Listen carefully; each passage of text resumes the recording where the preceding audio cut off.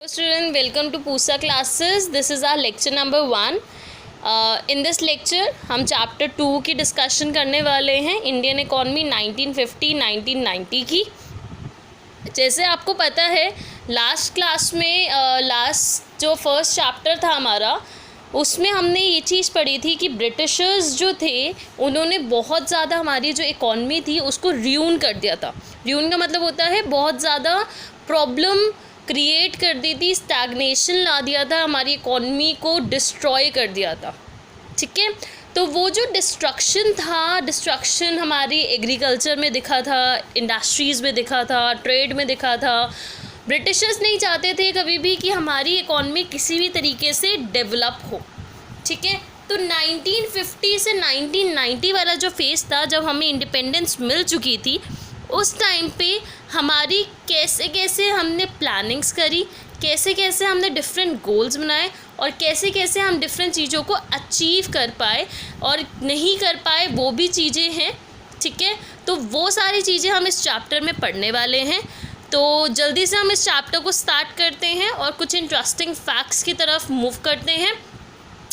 तो first thing जो आपको ध्यान में देनी है वो ये देनी है, आपको ये चीज़ पता होनी चाहिए कि जो हमारी इंडियन वेल्थ थी वो ब्रिटिशर्स ने बहुत ज़्यादा ख़त्म कर दी थी या ख़राब कर दी थी, क्योंकि ज़्यादातर वेल्थ जो है ब्रिटिशर्स हमारी लेके चले गए थे और इंडिपेंडेंस के बाद हमारे पास बहुत ही कम वेल्थ अवेलेबल थी जिसको हम यूज़ कर सकते थे ताकि हमारी जो इकॉनमी है वो डेवलप हो पाए।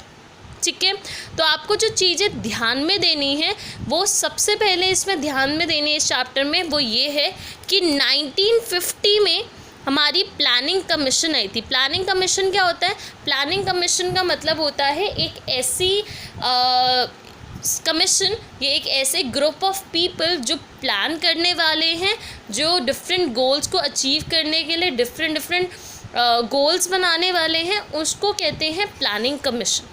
इस प्लानिंग कमीशन के जो चेयरपर्सन थे वो हमारे प्राइम मिनिस्टर होते हैं। जैसे इस टाइम पे मिस्टर नरेंद्र मोदी जी हमारे प्राइम मिनिस्टर हैं, तो वो हमारे क्या होंगे? प्लानिंग कमीशन के चेयरपर्सन। 1950 में हमारे प्राइम मिनिस्टर जवाहरलाल नेहरू थे, वो हमारी प्लानिंग कमीशन के क्या थे? चेयरपर्सन। ठीक है, तो उनकी अंडर डिफरेंट गोल्स बनाए गए, डिफरेंट सेटअप किया गया ताकि हमारे जितने भी डिस्ट्रक्शंस हुई हैं, डिफरेंट जो भी प्रॉब्लम्स क्रिएट हुई हैं, उन प्रॉब्लम्स से रिकवर करा जाए।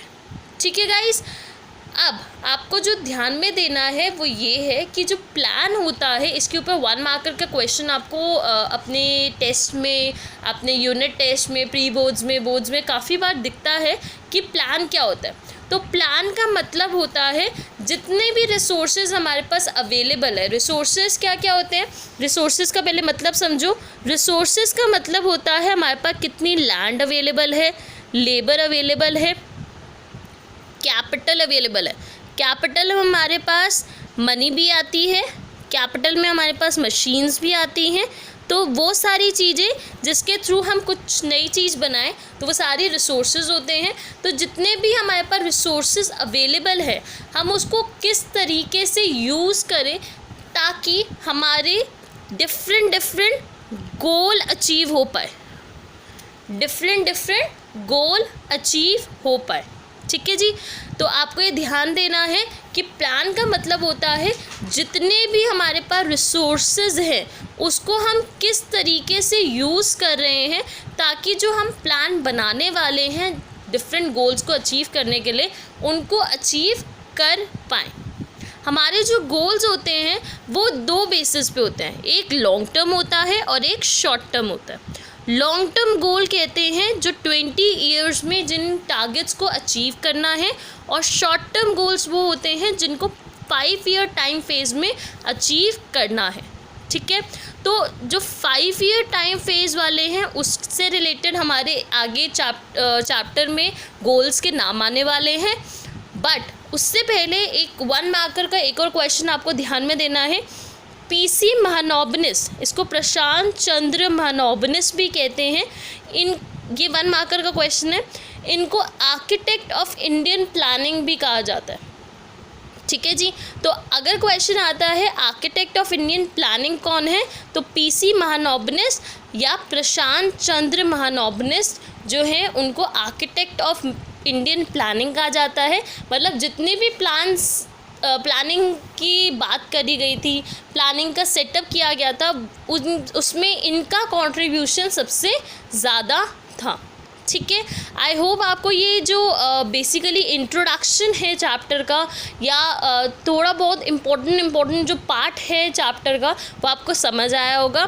इतनी चीज़ें अगर आपको क्लियर होती है तो इसको एक बार थोड़ा सा समझना, पढ़ना, और अगर क्लियर होती है तो नेक्स्ट लेक्चर में हम जब गोल्स की बात करेंगे तब उस चैप्टर में इस चैप्टर का मेन जो टारगेट्स हैं, क्यों चैप्टर बनाया गया है, वो आपको समझ में आएगा। Thank you very much.